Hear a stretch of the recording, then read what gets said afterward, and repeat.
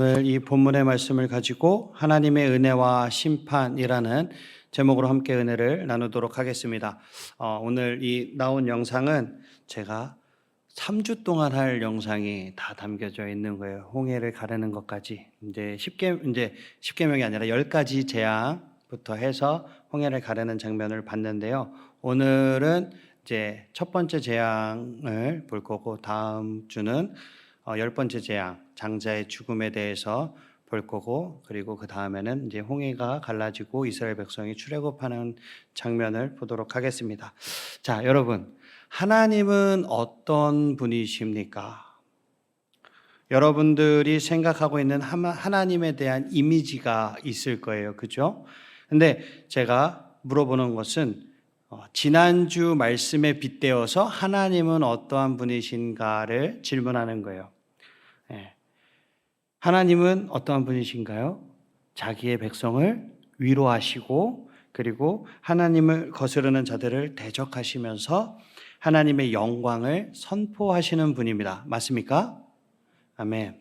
자, 하나님은 아브라함과 이삭과 야곱에게 주신 약속을 잊지 않으셨어요. 에덴 동산에서 시작된 구원 계획을 계속해서 펼쳐 나가십니다. 그리고 하나님의 때가 되면 모든 것을 바로잡으실 거예요. 하나님은 이스라엘을 선택하셔서 모든 열방에 축복받을 수 있는 그 통로가 이스라엘이 되게 하셨습니다. 이스라엘을 통해서 반드시 하나님은 영광을 받으실 것입니다. 믿으십니까? 아멘. 우리 첫 번째 키워드 한번 보도록 하겠습니다. 첫 번째 키워드 큰 목소리로 한번 읽어볼까요? 시작! 하나님의 백성에게 자비를. 제 목소리가 지금 이 정도 얘기해도 잘 들리나요? 네, 제가 이게 지금 하울링이 살짝 나는 것 같아서 제가 살살 얘기하는데, 살살 얘기하면 안 그래도 입신의 경지에 올라갈 건데 이렇게 살살 얘기하면 더 입신의 경지에 올라갈까 봐 이렇게 바울하고 자꾸 친구를 여러분들이 하실 것 같아가지고 걱정이 되긴 하지만 그래도 살살 한번 해보도록 하겠습니다. 지난주 우리는 하나님이 이스라엘 백성을 위해서 하나님의 뜻을 전할 자로 누구를 세웠죠? 모세를 세우는 걸 봤어요. 모세는 바로 앞에 서야 했고, 하나님은 자신의 모든 상황을 이끌고 함께 하신다라는 사실로 모세를 안심시켜 주셨습니다. 그리고 몇 가지 약속을 주시면서 모세를 위로하셨어요. 오늘 본문 2절에서 9절을 다시 한번 교독으로 읽어볼게요. 하나님이 모세에게 말씀하여 이르시되 나는 여호와니라.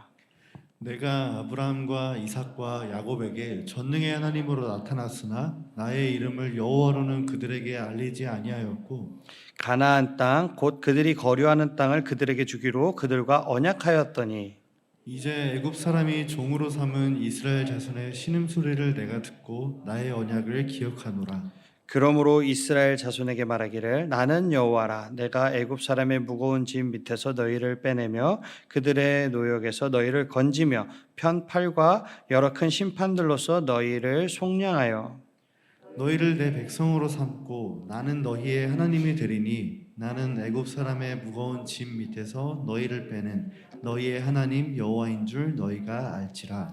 내가 아브라함과 이삭과 야곱에게 주기로 맹세한 땅으로 너희를 인도하고 그 땅을 너희에게 주어 기업을 삼게 하리라. 나는 여호와라 하셨다 하라.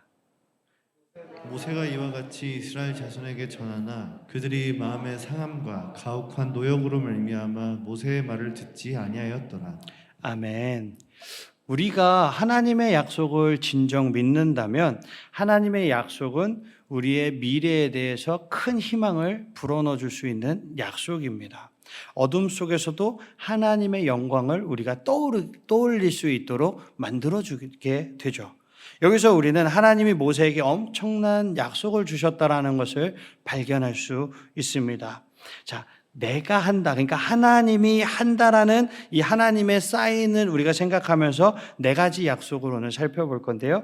6절에 보면 너희를 빼내며 라고 얘기하고, 하반절에 너희를 속량하여, 7절에 너희를 내 백성으로 삼고 나는 너희의 하나님이 되리니, 8절에 보면 내가 아브라함과 이삭과 야곱에게 주기로 맹세한 땅으로 너희를 인도한다라고 말씀하고 있어요.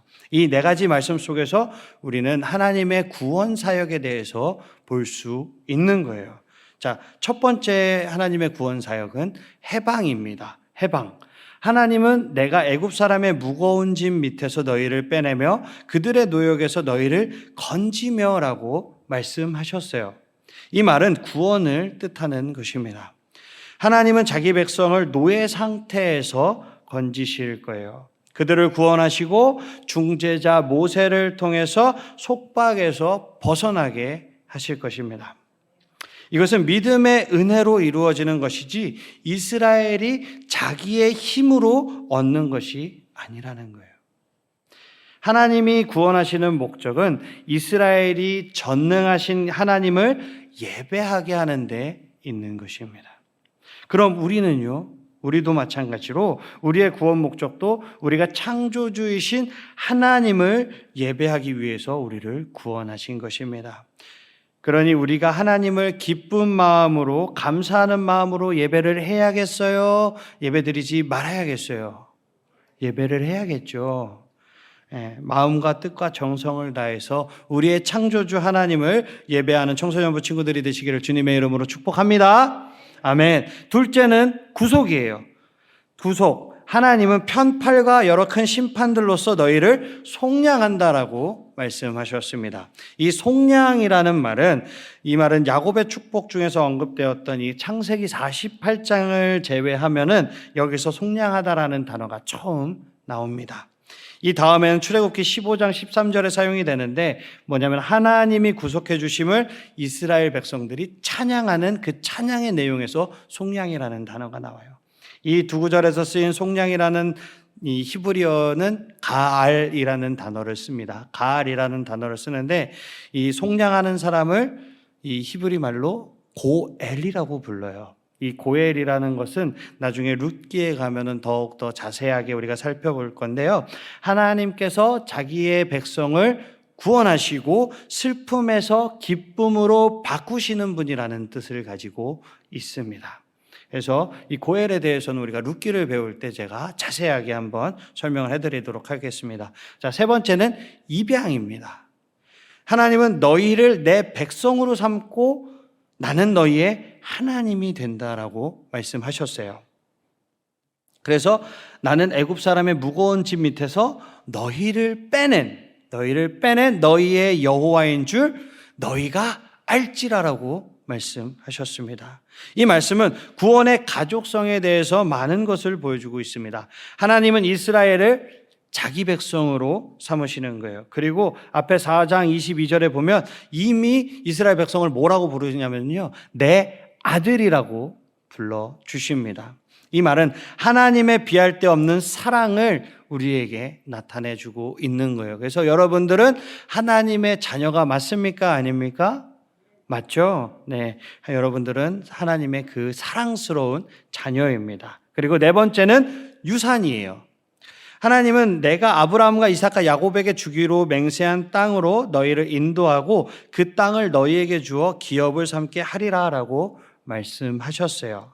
하나님은 자기 백성에게 기업을 주시겠다고 약속을 하셨습니다. 이 약속은 누구에게 처음 주셨냐면 아브라함에게 처음 주신 약속이죠.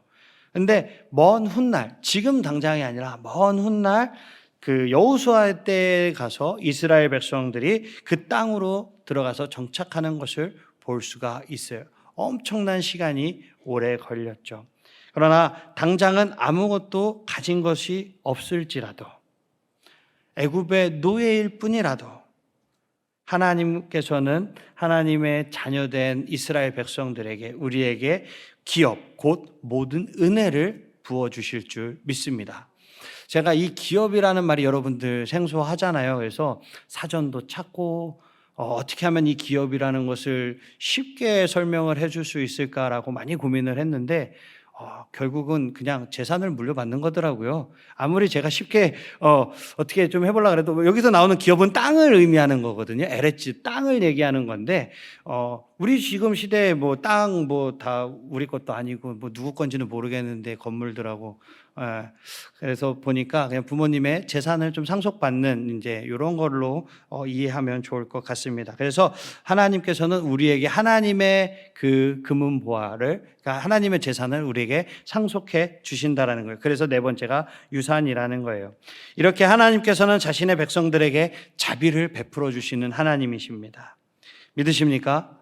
그 하나님과 여러분 함께 하시기를 주님의 이름으로 축복합니다. 그럼 두 번째 키워드를 보면서 하나님의 심판이 이제 어떻게 펼쳐지는지 살펴보도록 하겠습니다. 두 번째 키워드 큰 목소리로 한번 읽어볼까요? 시작! 하나님의 대적자에게는 심판을. 출애굽기 6장의 놀라운 약속에도 불구하고 모세와 이스라엘 백성은 어떠했습니까? 그들은 하나님의 계획을 좀처럼 믿지 못하고 있어요.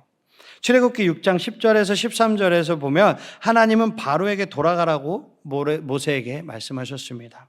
그런데 모세는 그 말을 듣고 불신과 절망을 드러내게 돼요. 모세는 당황을 한 거예요. 자신과 이스라엘 백성조차 그러니까 자기들조차 믿기 힘든 말을 어떻게 대제국의 황제에게 가서 믿게 하게 하신다는 건지 이해할 수 없었던 거죠. 하지만 하나님은 바로에게 다시 가서 하나님께서 명령하신 그 명령을 수행하라고 명령합니다. 하나님은 자기 백성을 위로하실 뿐만 아니라 또 다른 방식으로 자기의 영광을 드러내신다라는 거예요. 어떻게 드러내느냐? 10가지 재앙으로서 드러내십니다. 그래서 10가지 재앙으로 애굽의 거짓 신들을 심판하심으로 하나님의 영광을 드러내는 거예요. 이 당시에는 모든 것이 신으로 연결이 되어 있던 시대예요. 그렇기 때문에 하나님께서는 그 거짓 신들을 흔히 얘기하는 쳐 부수시면서 하나님의 영광을 내가 제일 내가 짱이야 라는 것을 보여주시는 거예요. 이 10가지 재앙을 보고 누군가는 하나님은 왜 이렇게 잔인한 분이시지? 어떻게 그 애굽 사람들도 사람인데 이렇게 심판하실 수가 있을까라는 생각을 할 수도 있어요. 그리고 어떤 사람들은 믿기지 않는 그냥 허무맹랑한 그냥 옛 이야기라고 생각하는 사람들도 있습니다. 확실히 제가 봐도 이상하고 너무나 가혹한 이야기이기는 해요. 하지만 눈에 보이는 것보다 더 중요한 일이 벌어지고 있음을 우리는 기억해야 합니다. 하나님은 애굽 사람뿐만 아니라 애굽의 거짓 신들도 함께 심판하고 있기 때문에 이것을 우리가 염두에 두고 성경을 보면 모든 것이 좀 해결이 돼요. 출애굽기 12장 12절을 보면 내가 그 밤에 애굽 땅에 두루 다니며 사람이나 짐승을 막론하고 애굽 땅에 있는 모든 처음 난 것을 다 치고 이게 10번째 재앙에서 나오는 장자의 재앙인데 다 치고 애굽의 모든 신을 내가 심판한다라고 말씀하고 있어요. 그래서 나는 누구라고요? 여호와라고 말씀하시는 겁니다. 하나님은 마지막 재앙 장자의 죽음을 통해서 애굽의 모든 신들을 니들이 섬기고 있는 모든 우상들을 멸하겠다라고 말씀하시는 거예요. 이것이 민수기에서도 반복되는 내용인데요. 민수기 33장 4절을 보면 애굽인은 여호와께서 그들 중에 치신 그 모든 장사를 장사하는 때라. 여호와께서 그들의 뭐에게도 신들에게도 벌을 주신 거라고 말씀하고 있는 거예요. 재앙은 애굽 신들이 보호해 준다고 여기던 이 애굽 사람들의 삶의 전 영역에서 나타났습니다. 하나님은 이 거짓 신들을 심판하시면서 하나님 자신의 영광을 만천하에 드러내 보여주신 거예요. 하나님은 홀로 전능하신 분이십니다. 그 하나님께서 여러분에게 복 주시길 원하시고 여러분들의 아버지가 되시기를 원하는 거예요. 그래서 이제 하나님께서 애굽에게 보여주신 첫 번째 심판을 한번 살펴보도록 하겠습니다. 출애굽기 7장 14절에서 25절까지 우리 교독으로 한번 읽어보도록 하겠습니다. 여호와께서 모세에게 이르시되 바로의 마음이 완강하여 백성 보내기를 거절하는도다. 아침에 너는 바로에게로 가라. 보라, 그가 물 있는 곳으로 나오리니 너는 나일 강가에 서서 그를 맞으며 그 뱀 되었던 지팡이를 손에 잡고 그에게 이르기를 히브리 사람의 하나님 여호와께서 나를 왕에게 보내어 이르시되 내 백성을 보내라. 그러면 그들이 광야에서 나를 섬길 것이라 하였으나 이제까지 내가 듣지 아니하도다.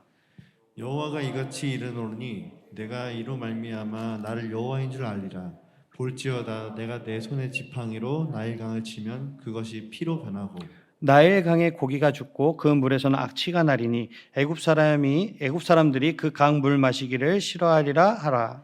여호와께서 또 모세에게 이르시되 아론에게 명령하기를 내 지팡이를 잡고 내 팔을 애굽의 물들과 강들과 운하와 못과 모든 호수 위에 내밀라 하라. 그것들이 피가 되니 애굽 온 땅과 나무 그릇과 돌그릇 안에 모두 피가 있으리라.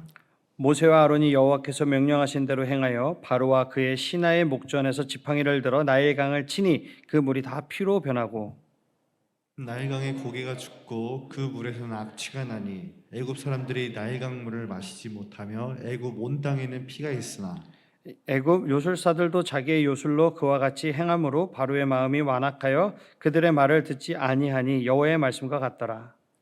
바로가 돌이켜 궁으로 들어가고 그 일에 관심을 가지지도 아니하였고 애굽 사람들은 나일강 물을 마실 수 없으므로 나일 강가를 두루 파서 마실 물을 구하였더라.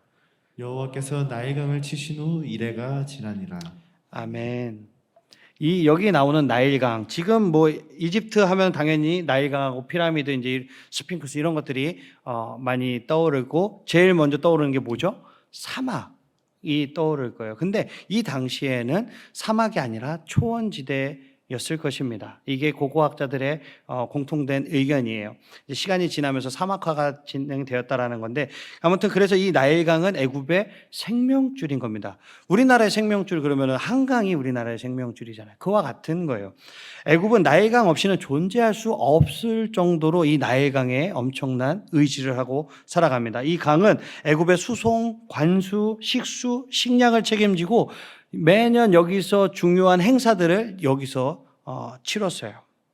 이 강이 사라지는 참사는 마치 우리나라의 석유 공급이 끊어지고 가스 공급이 끊어지고 도시가스가 들어오지 않아서 우리 춥게 자야 되고 전기가 안 들어오는 이런 상황과 비슷한 거예요.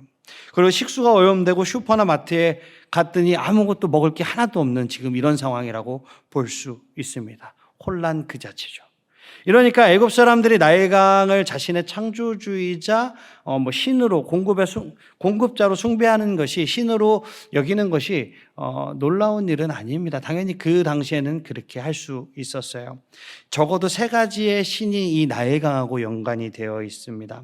하지만 하나님은 이 웅장한 나일강을 피로 변하게 하셔서 그들의 신을 완전히 무너뜨리시는 거예요. 물론 애굽의 요술사들도 그 이적대로 피로 변하게 했습니다. 그러나 애굽 사람들이 마실 물을 구하기 위해서 땅을 두루 팠다라고 얘기하는 것을 보면 피로 변한 것을 다시 물로 돌릴 수 있는 그런 능력은 없었던 것 같습니다. 그러니까 바로는 그 일에 관심도 지금 안 두고 있는 거예요. 왕이 나서서 백성들이 불편해하면은 어떻게 해야 됩니까? 우리나라에 우리 백성들이 불편해하면 대통령이 나서서, 정부가 나서 갖고선 무언가를 해결을 해야 되는데 지금 이 바로는 그럴 생각조차 없는 거예요. 마음이 더욱더 완악해졌다라고 표현합니다. 그러니까 백성들이 힘들든지 말든지 지금 이 왕은 관심조차 없는 거예요. 우리가 10가지 재앙을 아까 얘기했던 것처럼 다 살펴보지는 않을 거예요. 그러니까 집에 가서 9번째까지의 재앙은 꼭 읽어오시기 바랍니다. 그래야 다음 주에 하는 10번째 재앙의 뜻이 무슨 뜻인지 이해가 될 거예요.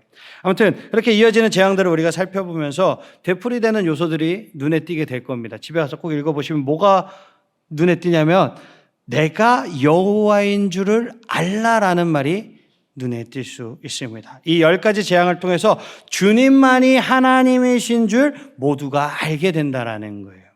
다른 것이 하나님이 아니라 하나님만이 하나님 되신다라는 것입니다. 우리는 그냥 하나님께서 재앙을 내리셨구나, 애굽을 심판하셨구나, 하나님을 안 믿으면 혼이 나는구나, 이렇게만 알아서는 안 된다라는 거예요. 하나님만이 참 하나님이시고 온 천하 만민이 하나님을 알고 그 하나님을 경배하기를 하나님은 원하신다라는 거예요.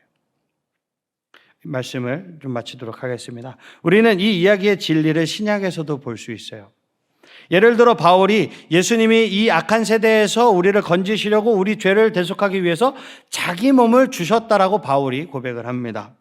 하나님은 영적으로 우리가 노예 상태와 무능력에서 벗어나서 중보자 예수 그리스도를 통해서 율법을 지킬 수 있도록 만들어 주셨어요. 이 일은 오직 믿음을 통해서 은혜로만 주어지는 것입니다. 우리 힘으로 얻을 수 있는 게 아니라는 거예요. 이스라엘 백성과 마찬가지로 우리를 구원하신 하나님의 목적이 뭐라고요? 하나님을 예배하기 위해서라는 거예요.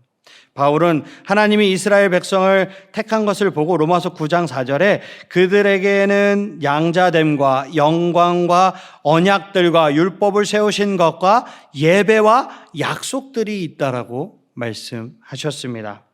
하나님은 속량으로 우리를 끔찍한 상황에서 건져주셨는데 이게 다가 아니에요. 우리를 양자로 삼아서 하나님 가정에 속하게 만들어 주신 겁니다. 이것은 엄청난 특권이에요. 신약 성경은 약속의 땅을 기업으로 받는다라는 개념을 새 하늘과 새 땅을 향한 우리의 소망으로 연결해 줍니다. 베드로전서 1장 4절 말씀처럼 예수님의 부활로 우리는 썩지 않고 더럽지 않고 쇠하지 아니하는 유업을 있게 하시나니 곧 너희를 위하여 하늘에 간직하신 것을 받게 되었다라고 말씀하십니다. 베드로는 이 유업이 썩지 않고 더럽지 않고 쇠하지 않는다라고 이런 만큼 매우 좋은 것이고 너희를 위하여 하늘에 간직하신 것으로 확실히 보장이 되어 있다라고 확증을 해주는 거예요. 예수님도 마음이 온유한 자가 땅을 기업으로 받는다라고 마태복음의 산상수훈에서 말씀하고 있습니다. 사랑하는 청소년부 친구들, 여러분들이 힘든 시기를 지난다고 할지라도 하나님의 말씀에 순종하면 여러분들에게 하나님의 축복이 임할 줄 믿습니다. 이해되지 않을지라도 하나님께서 우리에게 하나님의 기업을 주심으로 그 끝에는 결국에는 합력해서 선을 이루실 것을 믿으시기를 축복합니다. 그리고 내 주변의 모든 사람에게 유일하신 참 하나님을 알리시고 하나님의 약속 안에서 쉼을 얻으시기를 주님의 이름으로 축복합니다. 하나님의 약속을 경험하면서 하나님의 절대 주권을 신뢰하는 우리 하늘사랑의 교회 모든 청소년부 친구들이 되시기를 주님의 이름으로 축복합니다. 아멘. 다 일어나시겠습니다. 우리 오랜만에 찬송가 부를까요? 찬송가 260장 주님 앞에 찬양하시겠습니다.